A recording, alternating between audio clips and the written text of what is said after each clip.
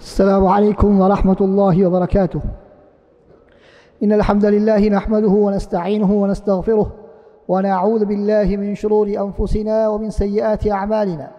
من يهده الله فلا مضل له ومن يضلل فلا هادي له، وأشهد أن لا إله إلا الله وحده لا شريك له، وأشهد أن محمدا عبده ورسوله. يا أيها الذين آمنوا اتقوا الله حق تقاته ولا تموتن إلا وأنتم مسلمون. يا أيها الناس اتقوا ربكم الذي خلقكم من نفس واحدة وخلق منها زوجها وبث منهما رجالا كثيرا ونساء، واتقوا الله الذي تساءلون به والأرحام إن الله كان عليكم رقيبا. يا أيها الذين آمنوا اتقوا الله وقولوا قولا سديدا يصلح لكم أعمالكم ويغفر لكم ذنوبكم، ومن يطع الله ورسوله فقد فاز فوزا عظيما. أما بعد، فإن أصدق الحديث كتاب الله، وخير الهدي هدي محمد صلى الله عليه وسلم، وشر الأمور محدثاتها، وكل محدثة بدعة، وكل بدعة ضلالة. அன்பிக்கும் மதிப்புக்கும் உரிய இஸ்லாமிய சகோதரர்களே, அல்லாஹ்வின் அடியார்களே, அல்லாஹு தஆலாவுடைய தூதர் ஸல்லல்லாஹு அலைஹி வஸல்லம் அவர்கள் என்ன விடயங்களை நமது வாழ்க்கையில் எடுத்து நடக்குமாறு நமக்கு கட்டளையிட்டிருக்கிறார்களோ அவற்றை எந்தளவு எடுத்து நடக்குமாறும், என்னென்ன விடயங்களை விட்டும் அவர்களும் நம்மை தடை செய்திருக்கிறார்களோ அவற்றை விட்டு முற்றுமுழுதாக தவிர்த்து கொள்ளுமாறு முதலில் என்னையும் அடுத்ததாக உங்களையும் வேண்டிக் கொள்கிறேன். அன்பார்ந்த அல்லாஹ்வின் நல்லடியார்களே, இன்றைய நமது உரையினுடைய தலைப்பு ஹஜ்ஜுக்கு செல்ல இருக்கும் ஹாஜிகளுக்கான அறிவுரைகளும் துல்ஹஜ் முதல் 10 தினங்களின் சிறப்பும். அன்பார்ந்த சகோதரர்களே, இன்று பல சகோதரர்கள் ஹஜ்ஜுக்கு செல்வதற்காக தயாராகி கொண்டிருக்கின்றார்கள். தம் மீது கடமையான கடமையை நிறைவேற்றுவதற்காகவும், இன்னும் சிலர் உபரியாக சுன்னத்தான ஹஜ்ஜுகளை செய்வதற்காகவும் தயாராகி கொண்டிருக்கிறார்கள். அல்லாஹ்வுடைய கட்டளையை ஏற்று வலில்லாஹி அலன்னாஸி ஹஜ்ஜுல் பைத், அல் குர்ஆனில் அல்லாஹ் தஆலா சொல்வதற்கேற்ப மனிதர்கள் மீது அல்லாஹ்வுக்காக வேண்டி ஹஜ்ஜு செய்வது கடமையாக இருந்து கொண்டிருக்கிறது. மனிஸ்ததாஅ இலைஹி சபீலா, யாருக்கு சக்தி இருக்கிறதோ அவர்கள் மீது கடமையாக இருக்கிறது. வமன் கஃபர, யார் அதனை மறுப்பாரோ ஃபஇன்னல்லாஹ கனிய்யுன் அனில் ஆலமீன், அல்லாஹ் தஆலா அகிலத்தார்களை விட்டும் எவ்விதமான தேவையுமற்றவன் என்பதாக அல்லாஹ் தஆலா சொல்கிறான். நபி ஸல்லல்லாஹு அலைஹி வஸல்லம் அவர்களுடைய கட்டளை, யா அய்யுஹன்னாஸ், மனிதர்களே, அல்லாஹ் தஆலா உங்கள் மீது ஹஜ்ஜை கடமையாக்கி இருக்கிறான், எனவே நீங்கள் ஹஜ்ஜு செய்யுங்கள். இப்னு ஹிப்பானில் இந்த ஹதீஸ் பதிவு செய்யப்பட்டிருக்கிறது.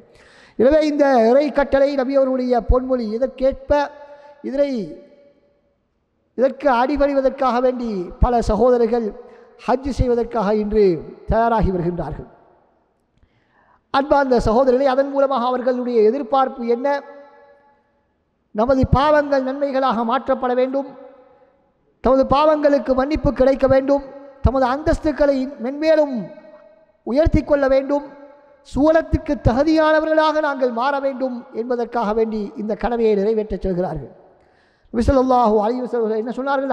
ஹஜ்ஜு செய்வதை பற்றி சொல்லும் பொழுது, மன் ஹஜ்ஜ ஃபலம் யர்ஃபுஸ், யார் உடலுறவில் ஈடுபடாமல் அதே போல பாவமான செயற்பாடுகளில் ஈடுபடாமல் ஹஜ்ஜுடைய கடமையை பூர்த்தி செய்கிறார்களோ அவர் ரஜஅ கயௌமி வலதத்ஹு உம்முஹு, அன்றைய தினம் பிறந்த பாலகனை போன்று அவர் அந்த ஹஜ்ஜில் இருந்து திரும்பி வருகின்றார். அதாவது எவ்விதமான பாவமற்றவராக பரிசுத்தவாதியாக அவர் ஹஜ்ஜில் இருந்து திரும்பி வருகிறார் என்பதாக சொன்னார்கள். புகாரியிலே இந்த ஹதீஸ் பதிவு செய்யப்பட்டிருக்கிறது. புகாரியிலே வரக்கூடிய இன்னொரு ஹதீஸ் நபி ஸல்லல்லாஹு அலைஹி வஸல்லம் சொல்கிறார்கள், ஏற்றுக்கொள்ளப்பட்ட ஹஜ்ஜுக்கான கூலி சுவனத்தை தவிர வேறு எதுவும் கிடையாது, சுவனத்தை தவிர வேறு எதுவும் கிடையாது என்பதாக சொல்கிறார்கள்.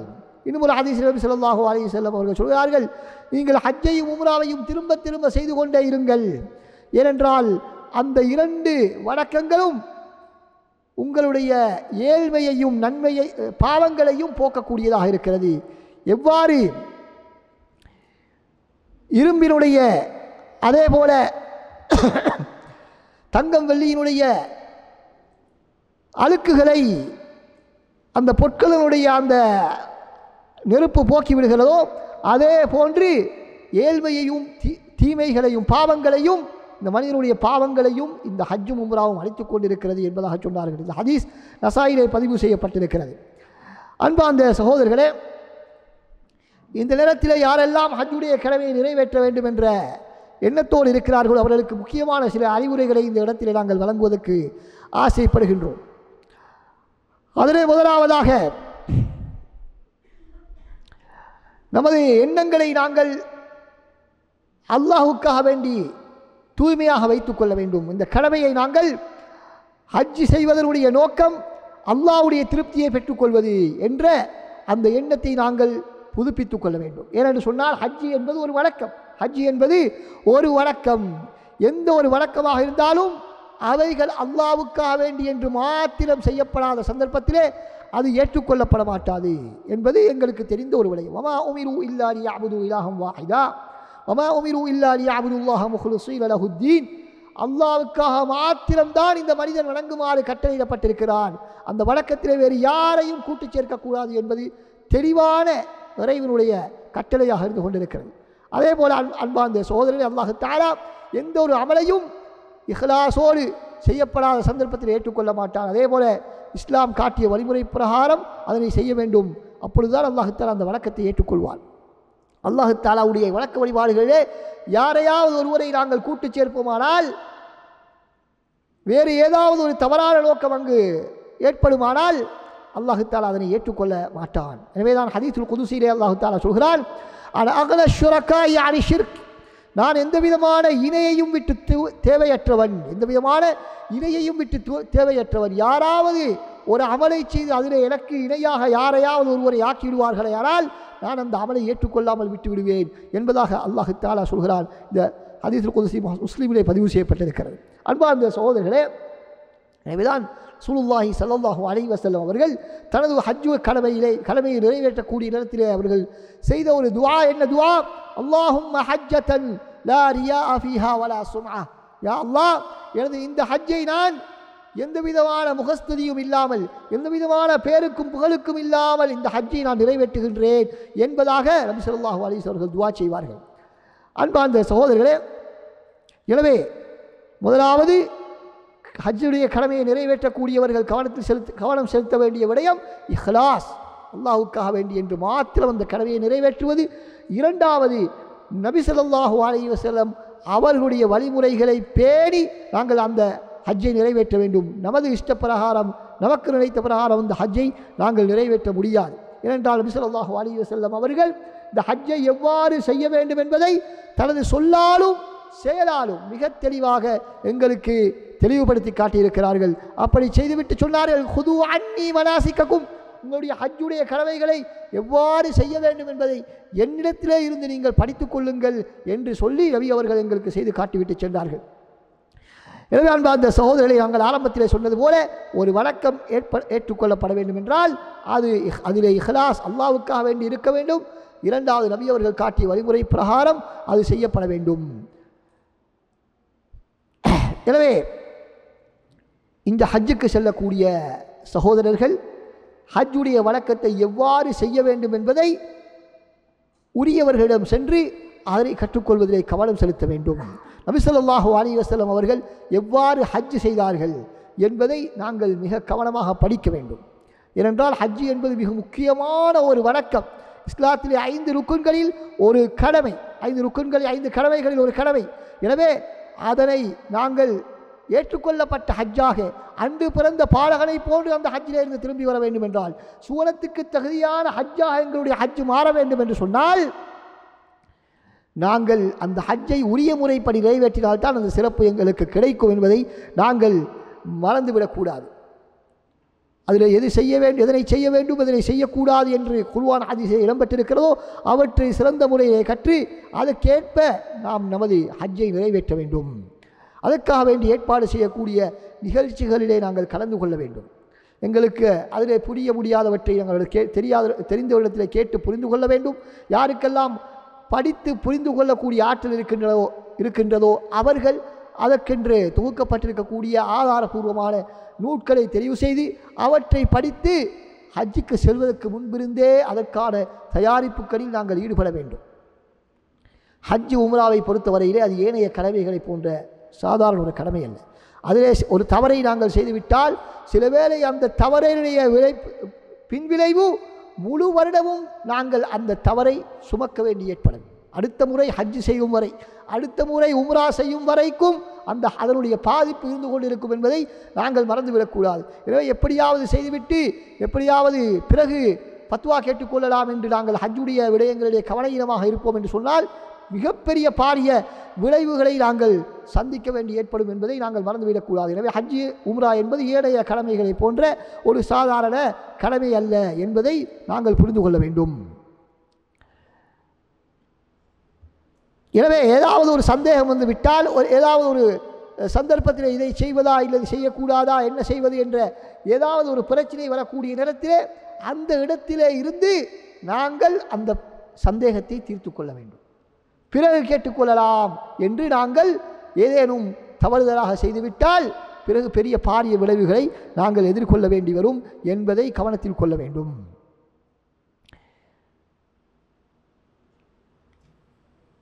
அதேபோல் அன்பார்ந்த சகோதரர்களே, ஹஜ்ஜுடைய கடமையை நாங்கள் நிறைவேற்றக்கூடிய நேரத்திலே எப்படியாவது கடமையை முடித்துவிட வேண்டும், எப்படியாவது கடமையை முடித்துவிட வேண்டும் என்ற ஒரு பெரும் சுமையை இறக்கி வைக்க வேண்டும் என்ற ஒரு பாரத்தை இறக்கி வைக்க வேண்டும் என்ற ஒரு எண்ணத்திலே எங்களுடைய செயற்பாடுகள் அமையக்கூடாது. மாற்றமாக ஹஜ்ஜை எவ்வளவு பரிபூர்ணமாக எங்களுக்கு செய்ய முடியுமோ அவ்வாறு செய்வதற்கு நாங்கள் முயற்சிக்க வேண்டும். அதனுடைய கடமைகளை மாத்திரமல்லாமல் சுன்னத்தான நஃபிலான எல்லா விடயங்களையும் நாங்கள் பரிபூர்ணப்படுத்துவதற்கு முயற்சிக்க வேண்டும். அந்த ஹஜ்ஜின் மூலமாக அல்லாஹ்வும் ரசூல் எங்களிடத்திலிருந்து எந்த மாற்றத்தை எதிர்பார்க்கிறார்களோ அந்த மாற்றத்தை எங்களுக்கு ஏற்படுத்தக்கூடிய ஹஜ்ஜாக அந்த ஹஜ்ஜை நாங்கள் மாற்றுவதற்கு நாங்கள் முயற்சிக்க வேண்டும். எனவே ஹஜ்ஜுடைய சந்தர்ப்பத்தில் மிக முக்கியமாக எங்களுக்கு தேவைப்படக்கூடிய ஒரு விடயம்தான் நட்பண்பு.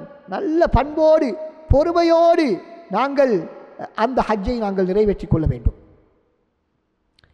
என்று சொன்னால் இந்த ஹஜ்ஜுடைய பிரயாணம் இருக்கிறதே அது ஒரு மனிதனுடைய பண்புகளை உண்மையான பண்புகளை வெளிப்படுத்தக்கூடிய ஒரு சந்தர்ப்பம்தான் இந்த ஹஜ்ஜுடைய பயணம்.